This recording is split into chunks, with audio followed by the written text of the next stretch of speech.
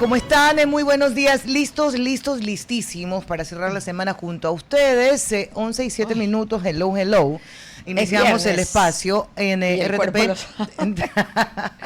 Buenos días, Doménica. ¿Cómo está, Mafer? Andrés Merino, buenos días. Aquí estamos. En cabina, ¿qué pasó, Andrés? Está enredado con su idea. 11 y 7, estamos atrasados. Tenemos que volar en este programa, pero decía que hoy es viernes. Buenos días, Dome, buenos días, Mafer Perrone. Hoy es viernes y el cuerpo lo sabe, pero a esta edad el cuerpo lo sabe, no sé, pues ustedes seguramente saldrán de noche, se divertirán. Este cuerpo que está aquí, en cambio, lo sabe que se va a acostar temprano, va a recargarse para... Es que lo que sabes es en función del cuerpo. Claro. No, ya, pues mi cuerpo sabe que hoy, claro, es que mi cuerpo sabe que hoy es de relax, no de farreo. Claro. Entonces ya usted es de mi grupo, entonces sí, ya. Andrés Merino ya está en otra etapa de solo farreo. Claro. No, pues yo ya pasé esa etapa también. Ah, también. Uy, Dios mío, estamos unos vejetes aquí. Bueno, 11 y 8 de la mañana. Lastimosamente la seguridad no acompaña. Me encantaría hacer planes, ir a Guayaquil, caminar por la ciudad. Sí, pero Andrés Merino, semana pasada, oye Andrés, necesito tu opinión sobre algo. Y me manda un audio, pero atrás la música era uts. Y él dice que va a descansar hoy día. Eso no es cierto, pero bueno, cerramos esta semana con evaluaciones varias en política, en estrategias, en rounds, en golpes, en ganadores, en perdedores, un paro que de a poco, no sé si la sensación para ustedes es que se diluye o se va ampliando. Lo de Jipijapa hoy me sorprendió, no solamente por el bloqueo, que insistimos está prohibido, sino también por la rapidez con la que el gobierno nacional actúa. Pero los invito a pensar un poquito más allá del momento puntual del paro. No se parece, pero en lo absoluto, al del 2019 y 2022. Y hoy no pinta a llegar a esos extremos. Creo que el país, pues evidentemente no lo necesita y la mayoría podemos coincidir en eso. No necesariamente que el reclamo particular no tiene fundamentos, ¿no? Cada uno reclama por lo que cree que tiene una afectación. Pero pensemos un poquito de cómo esta situación de paralización y de reclamo puede tener sus efectos y cómo puede el gobierno nacional ir contrarrestando esas inconformidades. Pongo dos al vuelo nada más, lo que ocurre con Cuenca y cómo queda sentida, y parte del indigenado que votó antes con él y que hoy no necesariamente apoya las decisiones, sobre todo una, la eliminación del diésel.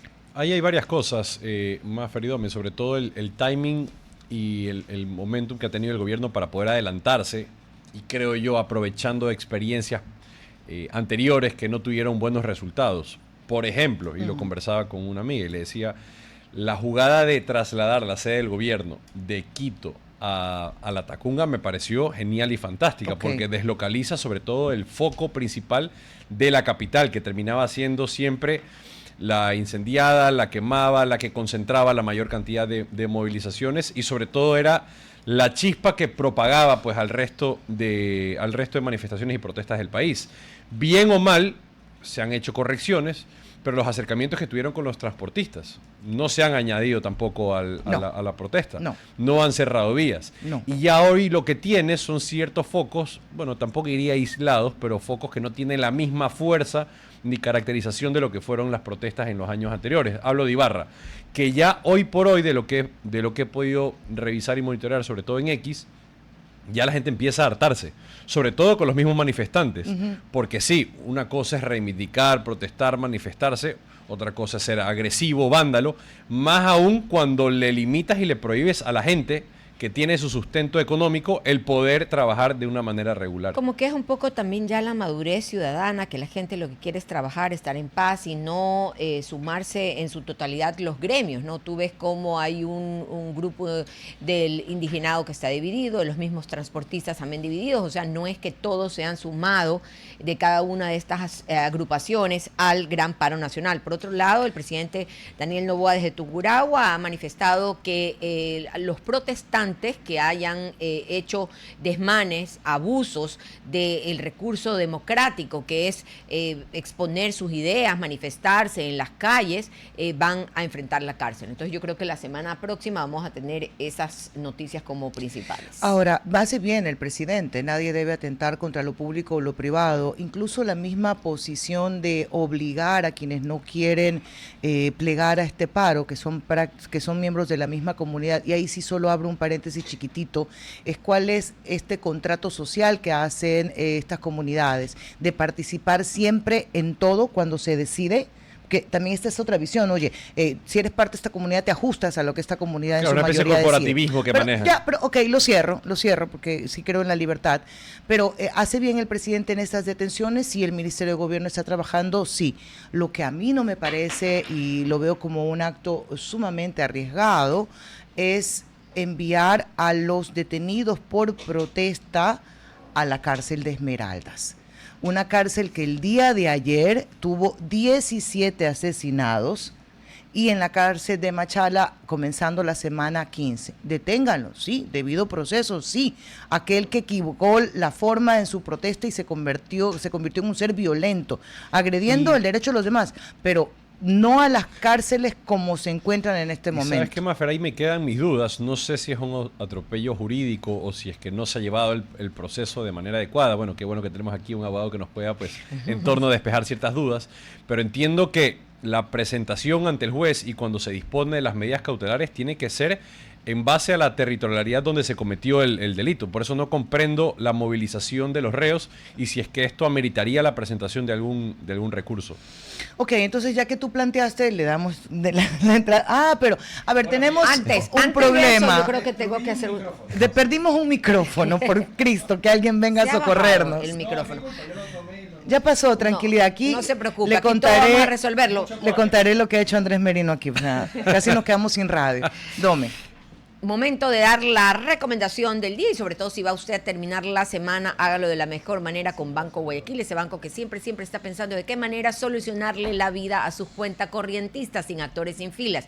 ¿Por qué sin actores? Porque usted sabe que las personas que salen en los comerciales, en las propagandas de Banco Guayaquil, no son actores, son o colaboradores de la institución, o sea, de Banco Guayaquil, o son personas, por ejemplo, el día de mañana, Mafer, yo, Andrés, quien sea, que quiera salir a dar su testimonio, como lo hago yo aquí en la radio, porque realmente, como soy cliente de Banco Guayaquil, sé en realidad todos los beneficios que tiene Banco Guayaquil, el mejor banco del Ecuador. 11:14, ahora sí, tema con Carlos Luis Sánchez Gaete, él es constitucionalista, lo tenemos hoy en presencial para hablar justamente del y le planteamos la duda, el interrogante. La que tú decías, Andrés. Es que ahí está. Hay un principio en materia penal que rige. Yo soy constitucionalista, sí, penalista, pero en esencia penalista. O sea, primero, mi vocación es penal y me he especializado también en derecho constitucional. Así que la discusión tiene ambos factores. Yo veo que esto de la detención de manifestantes y que han sido trasladados a una jurisdicción distinta a donde, en primer lugar, ocurrió el hecho y, en segundo lugar, donde pueden tener su domicilio, que son los dos criterios que se deben respetar principalmente en esta decisión. Hay un principio que rige en materia penal que establece que el delito se juzga donde se comete. Primera cosa. Eso no quiere decir que la privación de libertad deba cumplirse donde se comete el delito, necesariamente. Entonces, solo para dejarlo claro, que te hagan todo tu proceso debería ser en Ibarra, se me ocurre, aunque signifique el traslado de la persona físicamente a Esmeraldas. En teoría sí. Okay. Ahora, ¿qué es lo que se verifica desde el punto de vista de la detención de una persona? Que no nos olvidemos que la prisión preventiva, la privación de libertad previo a una sentencia no es la regla general, es una excepción. Solamente es extraordinaria, porque aún no hay una condena. Entonces, esta privación de libertad obedece a una necesidad. Y esta necesidad obedece a ciertos criterios que deben revisarse. ¿Quién? La entidad a cargo de esto, que es el SNAI. Lamentablemente está, pues, por los suelos su prestigio y la forma en que hace su trabajo, pero lo que se atienden son cuestiones de seguridad. Y ahí es donde cabe la duda. A ver, ¿seguridad de quién? Pues si lo mandas a una cárcel donde acaban de ocurrir eventos que demuestran que no hay un control por parte del Estado, al menos en este momento, de esa cárcel, quizás no hubiera doctor, sido pero mejor idea mandarlo a otro lado. Bueno, podemos ir por esa línea, pero digo, si esta persona fuera a la calle representa un problema, porque recordemos que los delitos serían por terrorismo. Entonces yo creo que, ya dirá usted, pero a un terrorista no le das sustitutiva, pues. Sí, se puede, ¿verdad? Se puede. La medida cautelar, lamentablemente en el sistema actual, y eso es una de las razones que nos lleva a querer discutir en Asamblea Constituyente, si le hacemos un paréntesis a la excepcionalidad de la prisión preventiva, porque parece necesario. ¿Por qué le dicta un juez prisión preventiva a una persona? No por lo grave que es el delito, el riesgo, no por las muchas veces que haya cometido otros delitos. Eso ni siquiera lo entra a considerar. Lo único que considera es que se trate de un riesgo de fuga probado, lo cual es muy complicado de probar, y no considera la gravedad de la infracción o la recurrencia en que es algo muy necesario. Y es muy necesario. El presidente lo ha propuesto, yo mismo lo he propuesto antes, desde la opinión pública ya se impone, porque este carrusel permanente de impunidad que vivimos presenciando los ciudadanos es repulsivo, que un delincuente entre una y otra vez a la cárcel y cometa delitos que quedan evidenciados en cámaras, delitos muy graves, y vuelven a salir inmediatamente. Entonces, urge revisar que la prisión preventiva deje de ser excepcional en determinados casos. Pero espérate. Mire que el sentido común le dice a usted, ¿cómo un terrorista queda en libertad? O sea, de lo que dice el gobierno, ¿no? Que son terroristas, pero lo otro, ¿cuáles serían las características de quien, siendo inocente, pero abriéndose un proceso para juzgarlo, no se le puede dar nunca una medida sustitutiva? Siempre sí. Para mí es muy obvio. A ver. La presunción de inocencia es lo que implica que no puedas privarte de tu libertad desde el principio de un proceso, sino al final, porque hasta el final del proceso eres inocente. Pero para mí la presunción de inocencia se vuelve relativa cuando hay suficientes evidencias de que eres tú quien cometió el delito, actuales, y además de que se trate de un delito grave. Si yo veo a un delincuente, a un sicario, grabado en las cámaras de seguridad del ECU 911, que las vemos lamentablemente en redes sociales y en los medios de comunicación, hoy en la noche es la audiencia de flagrancia, y el fiscal en las 24 horas que tiene no logró reunir evidencias que hagan suponer que la medida cautelar no privativa de libertad es necesaria por cuestiones de fuga. Entonces va a quedar en libertad. Terrible. Para mí, si es un delito flagrante y si es un delito grave, digamos sicariato, asesinato, robo con muerte, terrorismo y lo que tenga que ver con el contexto del conflicto armado interno, que es lo que pretendía el gobierno y hasta la fecha no tenemos una respuesta de la Corte Constitucional, en esos delitos urge que inmediatamente haya una reforma que implique que la prisión preventiva quizás no sea la regla general, pero que el juez no se encuentre tan complicado para decidir esto por el beneficio de una sociedad. Sí, y hacia allá quería ir, doctor, sobre todo hablando de la Asamblea Constituyente. En el caso de que ya se dé, por ejemplo, la convocatoria, se habla mucho sobre todo la estructura, ¿no?, de derechos. Hay derechos en temas laborales, económicos, entre otros. ¿Hasta qué punto y cuáles serían las limitantes y el alcance que tendría esta nueva Constitución al ser redactada? Y pongo ejemplo, el derecho a la naturaleza, derecho a la Pachamama. ¿Eso tendría que ser revalidado? ¿Sería intocable o puede ser modificado en esta nueva Constitución? Siguiente pregunta, por ejemplo, sectores estratégicos.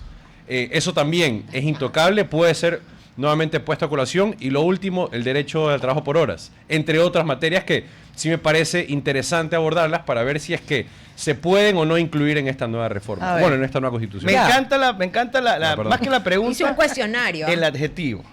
Intocable. Nada es intocable. Nada, absolutamente nada es intocable. Porque el derecho es una herramienta humana creada por el ser humano para el servicio de la sociedad, para imponer orden. Ni bajo el secreto de regresión de derechos. La sociedad evoluciona. Y el derecho debe evolucionar con la sociedad. Entonces partes de nada. Tenemos nosotros, tampoco es así, pero tenemos nosotros una constitución que privilegia circunstancias del primer mundo y la Corte Constitucional ha actuado en consecuencia. Entonces, en el Ecuador tenemos una Corte que ha revisado el aborto no punible, que ha revisado el matrimonio igualitario, que ha revisado la cuestión de la eutanasia, y me parece muy bien, son discusiones del primer mundo. Pero ¿qué pasa con las discusiones del tercer mundo? Ecuador no es primer mundo. Y resulta que cuando queremos discutir la forma en que el gobierno va a enfrentar a la delincuencia, la Corte dice, no, espérese, no me gusta mucho, esto vulnera derechos, vamos a revisar, vamos a suspender la vigencia de estos derechos. Y hasta la fecha no hay un pronunciamiento. Entonces han arrinconado al gobierno a tener que regresar a su plan original de la Asamblea Constituyente, porque no nos olvidemos que el pueblo ya votó por esa opción. En el proceso electoral, Noboa propuso Asamblea Constituyente y la gente votó por Noboa. Pero, en consecuencia votó por Asamblea Constituyente. No necesariamente, porque no todos uno Sí, no el fenómeno vota. político es frágil. Sí, pero uno no vota en plan por todo el plan. Hay cosas que pueden Pero no es parecer. importante. Pero Es ¿por qué importante. dice arrinconar? El gobierno tenía todas. De hecho, comienza su segundo mandato hablando de eso. Es ingobernable Ecuador. Guillermo Lasso es una evidencia de que lo fue. Daniel Noboa es una evidencia de que lo sigue siendo. Okay. Mire, Guillermo Lasso no tuvo mayoría en la Asamblea.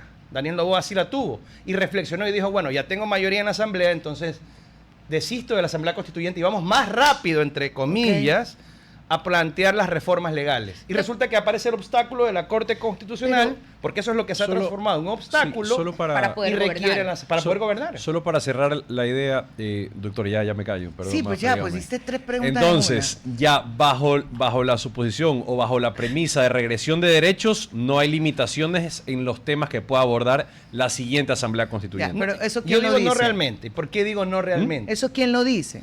Los No, estoy consultando. constitucionalistas, los constitucionalistas. ¿De qué lado? Porque Que tenemos los defienden, dos que lados. defienden a rajatabla la institucionalidad del Estado constitucional de derechos. Ok. Y me encanta la idea.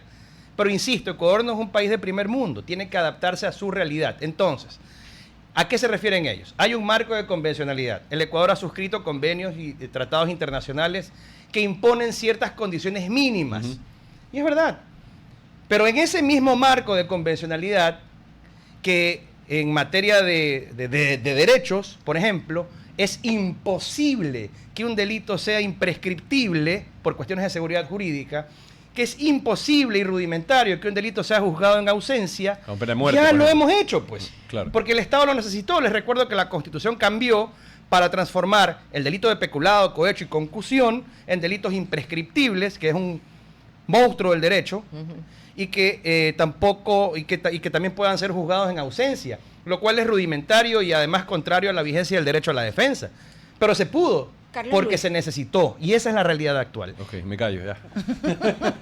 Carlos Luis, a ver, Aquí no hay censura. si se da la constituyente, ya, luego de la consulta popular, ya se da la constituyente, ¿qué cambios en la justicia, según su criterio, deberían de existir? Así, a breves rasgos, para que no volvamos a lo mismo que estamos, que la justicia es una especie de ministerio de turismo que entran y salen los delincuentes. Debe devolvérsele a la institución de la justicia, llámelo Consejo de la Judicatura, llámelo Pleno de la Corte Nacional, como sea, esta facultad de sancionar a los jueces corruptos con mayor celeridad.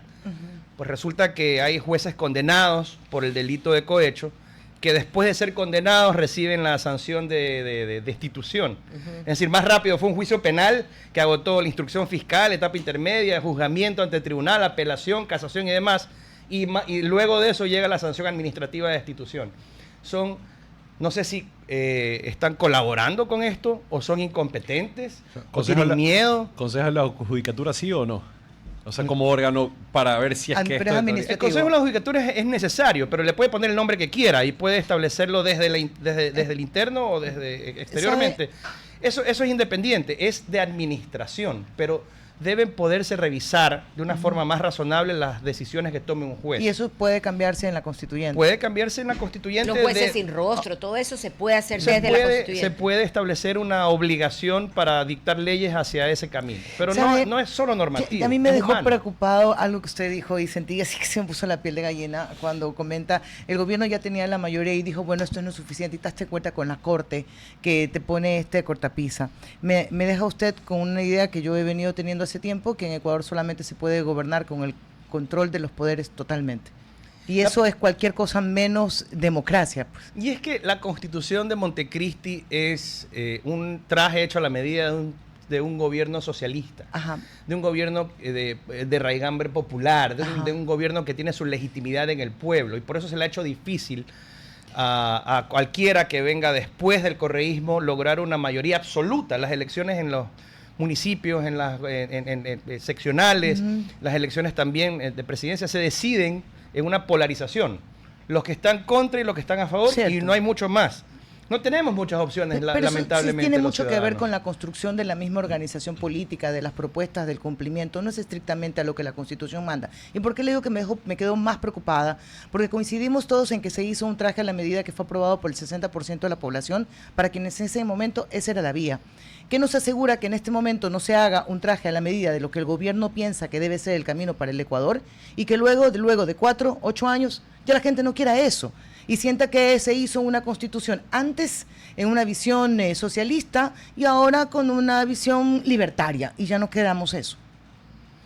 ¿Qué nos garantiza? Sí, señor. Nos garantiza la transparencia del proceso, una buena comunicación de las ideas, que los partidos políticos o los actores políticos propongan a verdaderas personas preparadas y honestas que vayan a hacer un reflejo de lo que necesita la sociedad ecuatoriana como estructura organizacional, pero fundamental y sustancialmente el proceso de votación popular. Es decir, lo que sea que produzcan en la asamblea que aparentemente está por instalarse en el futuro no muy lejano, va a tener que ser aprobado por el pueblo. Sí, como esa misma constituyente Entonces, la socialista, limitante.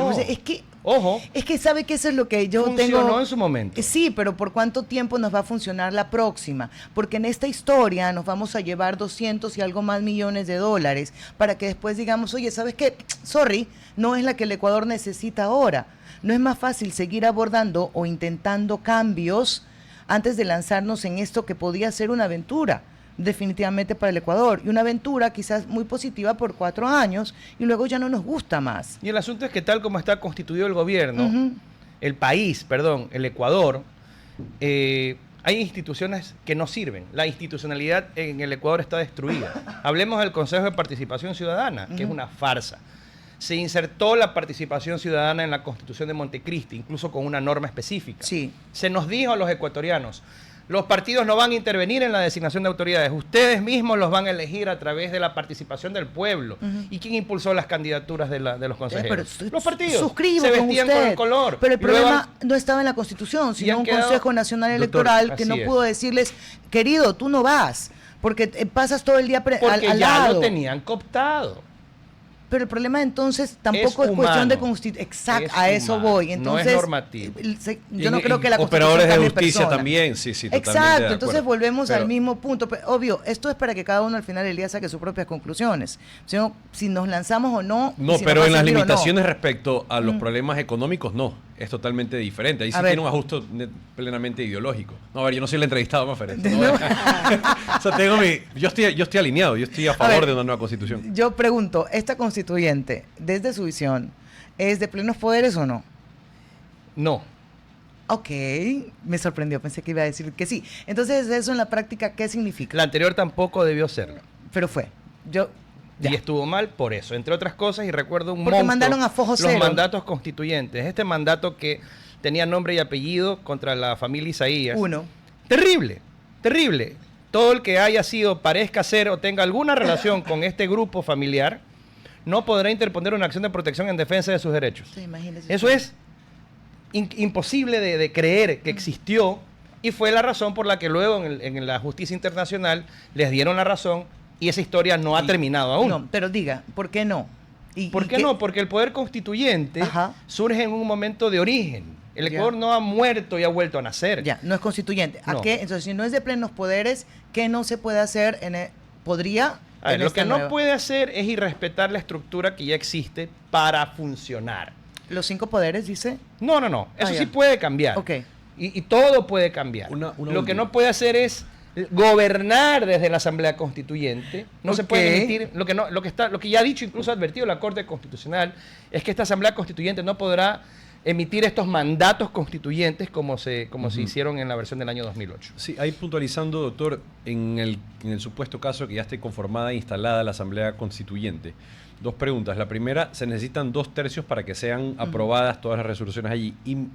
Y si es que no se llega a alcanzar esos 2/3, ¿qué ocurriría? ¿Se sigue discutiendo o Hasta- quedan? Ese es el procedimiento legislativo. Pero solo 2 Siempre. meses más se puede extender la asamblea. Eso dice la norma y usted sabe que eso. No, de la los norma está tiempos- para cumplirla. Sí, pero no la han cumplido, ¿no? Pero no hay que seguir repitiendo lo que está mal. Oiga, doctor, nos quedamos eternamente aquí a conversar con usted. Le agradecemos profundamente Sí, la sí. visita. Muy animada esta conversación. Me encanta. Este espacio es suyo para volver a conversar acá. Pero tenemos Muy que irnos al didáctico corte. el- El doctor Carlos Luis Sánchez Gaete. A usted hay que de ley decirle todos los nombres, todos los apellidos. Gracias Si no, por mi mamita- acompañarnos. mi mamita me reta. Está De- perfecto. Decía que muy didáctico porque en realidad lo hace muy fácil de comprender a la gente que de repente no domina los términos legales. Usted lo ha hecho Qué bueno. de O una sea, manera para mí fácil. que yo ya ahí estoy. Bueno, nos vamos 11:32, pero solo a la pausa comercial y como siempre recordándoles que Banco Guayaquil, el mejor banco del Ecuador, sin actores, sin filas, usted saca su libreta de ahorros, así facilito, libreta de ahorros o cuenta corriente de una manera fácil, rápida, con $0 desde su celular, desde la comodidad de donde usted se encuentre. Así que hágalo ya si es que no lo ha hecho. Banco de Guayaquil, cámbiese de banco también, como lo hice yo. Banco Guayaquil, el mejor banco del Ecuador, 11:32. Pausa y volvemos con otra entrevista más. RTP 965, a la conquista del mundo digital. Presenta sus nuevas instalaciones y tecnología de vanguardia. Renovamos nuestro compromiso de seguir brindando contenido útil y de la más alta calidad. Programas de opinión con referentes de la comunicación. Noticias para contar todo lo que está pasando en todo momento. Una variedad de segmentos con lo que necesitas saber.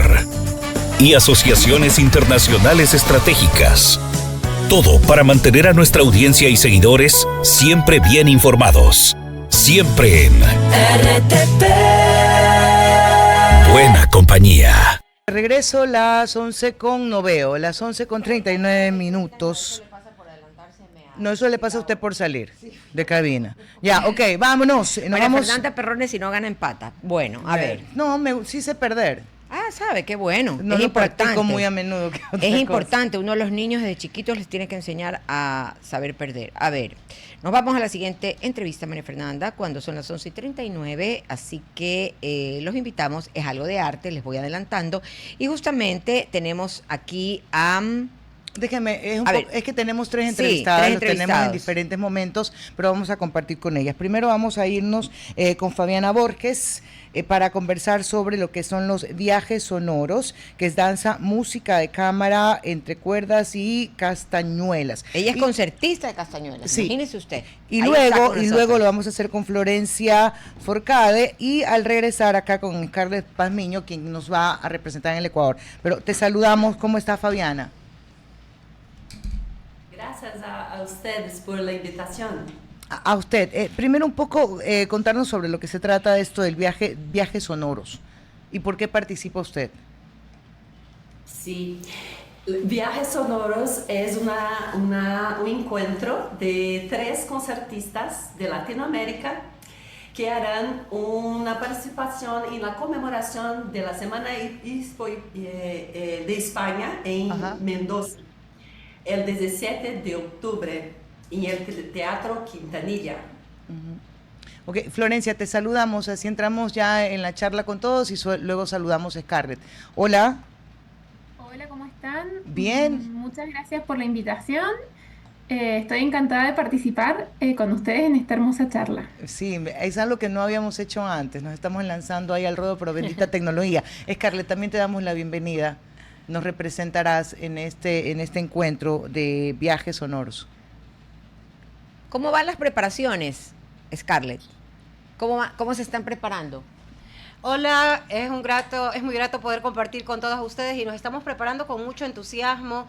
Han sido aproximadamente casi un año de que surja esto como una idea, pero después se empezó a concretar todo y a organizar el tema del repertorio, de los músicos que también nos van a acompañar. ¿Y Va a la haber una distancia cantante y cómo todo. hacen? A la distancia creo que eso te puede contar un poco Florencia, que viene a ser nuestra ver, sede en Florencia. Mendoza, ya, y nos indica todas esas estrategias virtuales que estamos empleando. Dale, Florencia. Así es, bueno, sí, en realidad, claro, yo como soy, digamos, las que las voy a recibir aquí, Por un lado tengo un muy buen grupo de gente con la que trabajo aquí en Mendoza. Estoy con este grupo de músicos de cámara que realmente son músicos súper profesionales. Yo hace ya unos años que trabajo con ellos y ellos ya desde hace mucho tiempo que se dedican de manera profesional.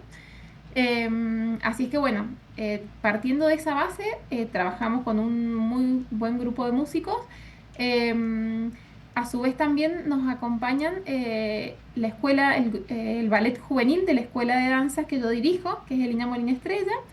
Y bueno, con la colaboración y el entusiasmo de estas dos maravillosas concertistas de Castañuelas y amigas, bueno, entre todos juntos, bueno, estamos acá trabajando para que, bueno, para que llegue el gran día y lo podamos disfrutar de la mejor forma posible. Fabiana, un poco hablemos de los roles que termina cumpliendo cada una de de ustedes en este espectáculo. ¿A Fabiana o a mí, perdón? ¿A Fabi? A Fabiana, sí, Fabiana. Hola. Estamos utilizando diversos recursos tecnológicos, por ejemplo, grabaciones de las músicas. Hemos hecho también por Zoom o por otra plataforma las reuniones para hacer la programación, escoger las músicas, el vestuario y todo. Y ha sido un placer porque las tres tienen buenas ideas y todas con la unión se puede hacerlo de manera más sencilla, porque una puede hacer cerca, como Florencia está en Argentina, pero Scarlett y yo siempre ahí por atrás dando la sustentación. Gracias. Scarlett, cuéntanos cómo va a ser ese gran día. Van a haber algunas actividades. Primero, el 16 de octubre vamos a tener un conversatorio para que las personas se acerquen a este instrumento de las castañuelas y conozcan todo, pues su historia, su evolución, los materiales, las metodologías para aprender y la tendencia de la actividad de castañuelas de concierto. Esto va a ser en la Universidad Nacional del Cuyo para los estudiantes de la Facultad de Artes, los que son músicos y también para el público en general. Luego, el 17 de octubre será en el Teatro Julio Quintanilla esa gala denominada Viajes Sonoros, que como decían mis compañeras, es en homenaje al Día de España, porque nos está también avalando, auspiciando lo que es el Consulado General de España en Mendoza, y también Casta Music, la Asociación Internacional de la Castañuela. Entonces, eso va a ser pues en la noche en el teatro, donde participa todo un elenco de músicos, cantantes, bailarines, nosotros que vamos a ejecutar las dos partes de danza y castañuelas de concierto. Y ya el 18, en cambio, se va a hacer una clase magistral sobre las castañuelas mestizas. Ay, es decir, cuéntanos de eso. Sí. ¿Qué son las castañuelas mestizas? Bueno, es el estilo que yo trabajo de fusionar música latinoamericana con este instrumento que tiene su autonomía y tiene una versatilidad para poder expresar diferentes géneros musicales. Normalmente lo conocemos como un acompañante de la danza española, pero es un instrumento que tiene muchas formas de hablar y de expresarse. Y tienen las castañuelas aquí para que hagan las tengo aquí. La demostración. No sé si las chicas también tienen ahí a su alcance sus castañuelas. Siempre están con las castañuelas ellas a la mano. Nos iban a ayudar con algo en producción para poder darles una idea de del trabajo que han venido realizando por más de un año, Scarlett, ¿cierto?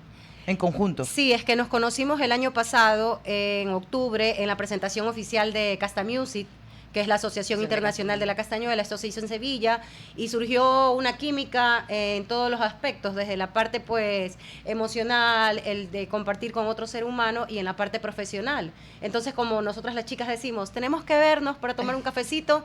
El cafecito se convirtió en una planificación que ya mismo va a salir a la luz. ¿Qué tenía el cafecito? El cafecito virtual, te cuento.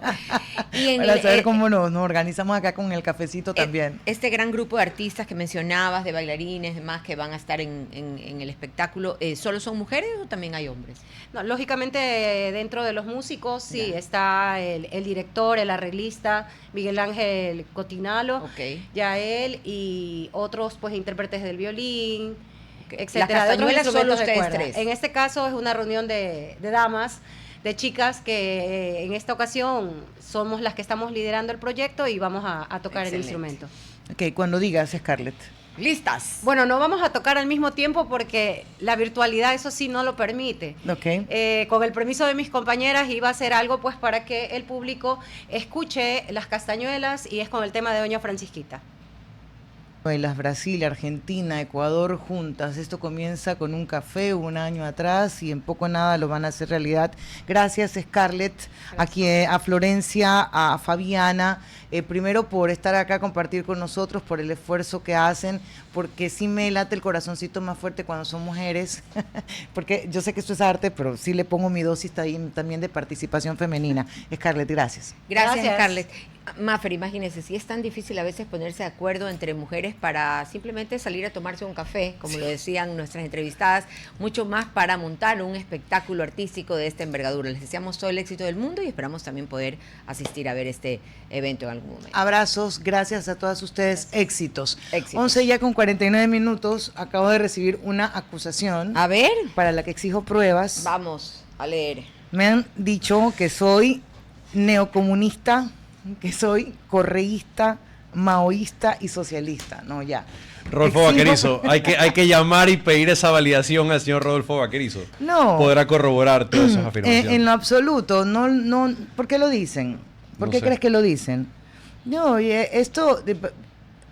creo que las personas tenemos que pensar en la funcionalidad de las cosas para hoy y para mañana, y que no hay que, yo creo que hace mucho tiempo perdí la capacidad De sorprenderte. ¿Qué? no, de esta entrada como de romanticismo, como de idealizar, como de creer que las cosas se resuelven muy rápido, como que todo es en un pestañeo. Yo no soy esa persona. Y a lo mejor yo veo todo en negativo, puede ser, personas que tienen un espíritu positivo, pero en decisiones tan grandes como la que tiene el país, hay que decir que esto será difícil, que será a largo plazo, que los primeros cambios se podrán evidenciar de aquí a no sé qué, a 3 años. O sea, hay que decirle la verdad a la gente. Esto de que es la solución mágica para mí no existe. Y sobre todo soy renuente a creer que una constitución cambie personas. No, en eso sí estamos alineados, en que no cambia personas. Por eso sí ha sido bastante importante, Maffer, el saber diferenciar cuáles son los bloques de derechos que existen o qué es lo que se pretende cambiar. Exacto. Entonces, ahí tenemos desde derechos económicos, laborales, pasando por materias, también por la misma materia de seguridad, ¿no? Y ahí es donde yo digo, ¿con qué instrumentos y cuáles son las herramientas con las que contamos ahora para poder apuntalar y sobre todo empezar a corregir todas las desviaciones que se vinieron dando desde hace ya algunos años? Más allá de hablar de una constitución hecha a medida, lo que se pretendió desde mi punto de vista es tratar de tener una constitución, como bien lo dijo el doctor, de primer mundo, en un lodazal, en un ambiente del tercer mundo, donde es prácticamente imposible ejercerla, practicarla y defenderla en la forma en la que fue concebida. Pregunto, ¿ya podemos decir que no somos tercer mundo? ¿No? ¿Por qué? No, te pregunto, No, porque yo si la pensaría que lógica... No podemos dejar de decirlo. Entonces Que tenemos todavía que seguimos siendo y que tenemos problemas del tercer Sí, mundo no sí. resueltos. Entonces tenemos que construir esta nueva constitución tiene que ser una constitución para el tercer mundo. Para que resuelvan los problemas que todavía existen del No. tercer mundo y que queremos caminar hacia el primer mundo. Para mí, Así primero, lo veo yo. corregir las desviaciones que se han planteado hasta este Ya. momento de la Constitución anterior. Primera. Ya, eso. Ya tú las tienes claras, cuáles Arra- son las desviaciones, ya. Yo ya te las puse sobre la mesa, más que nada en materia económica y de derechos, que me parece sustancial. Económica, laboral y de claro, justicia. así es, correcto. Eso me parece la base de absolutamente todo. Posterior a eso, una vez habiéndolo corregido, dejar marcada sobre todo la hoja de planeación y la hoja de ruta para ya tomar decisiones estratégicas que tengan como objetivo que sacar a la mayor cantidad de personas de la pobreza, que facilite la inversión extranjera, que respete la libertad y la propiedad privada de las personas, que priorice la vida de las personas, entre muchos otros recursos que se puedan tener y que se puedan conseguir como permitiendo pues que las personas puedan realizar proyectos, inversiones, entre otros, dentro de una situación jurídica controlada, donde se respete sobre todo la seguridad jurídica, que hoy no se realiza. No lo sé, Andrés.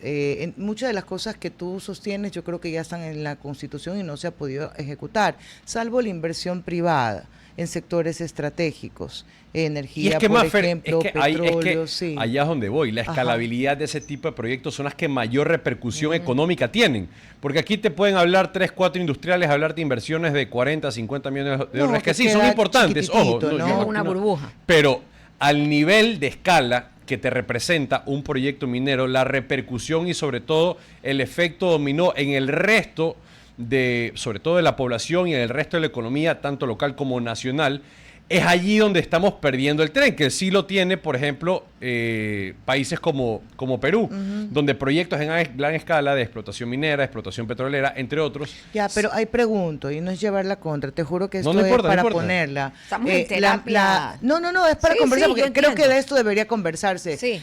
más. Estamos analizando realmente puntos que para ustedes dos son importantes. Perú ¿no? crece más, pero Perú está mejor.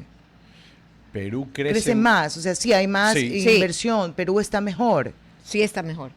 Los indicadores dicen que están mejor. Pero a ver, depende, Es que viene en ahí una- Inversión, en producción, Sí, es que en economía. para mí todos los movimientos que se den en materia económica tienen que tener un impacto social. Sí, bueno, ahí tienes, Sí. claro, ahí tienes el ejercicio del reparto económico a través de la progresividad y la recaudación de impuestos. Sí, es que, a ver, Mafer, no es que hay que buscar una igualdad. Yo estoy en contra de la igualdad. Hacia donde hay que apuntar realmente es hacia buscar o tener las mismas condiciones y mismas oportunidades para todo el conjunto de personas. Suscribo, y para mí lo básico es salud y educación. El resto yo no te tengo que resolver la vida. Te doy lo básico para que pueda funcionar, Correcto. lo mínimo que merece cualquier ser humano. Yo, por ejemplo, yo no estoy de acuerdo en que se entreguen bonos así, nada más.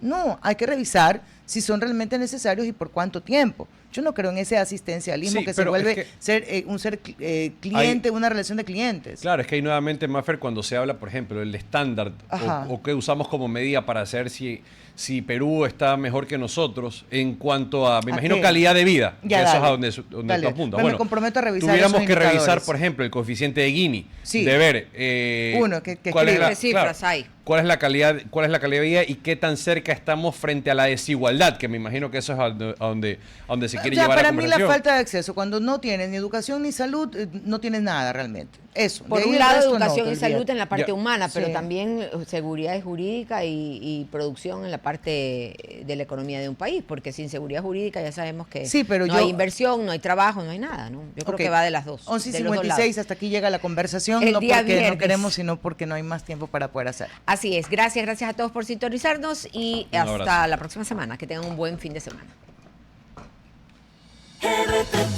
Hasta aquí, Cuarto Piso. Control Master Marisela Basantes. Transmisión digital Gerardo Díaz. Coordinación de entrevistas Diana Raimondi. Redes sociales Erika Eras. Edición Oscar Saavedra. Dirección Javier Gamboa. Todos los derechos reservados. RTP 2025.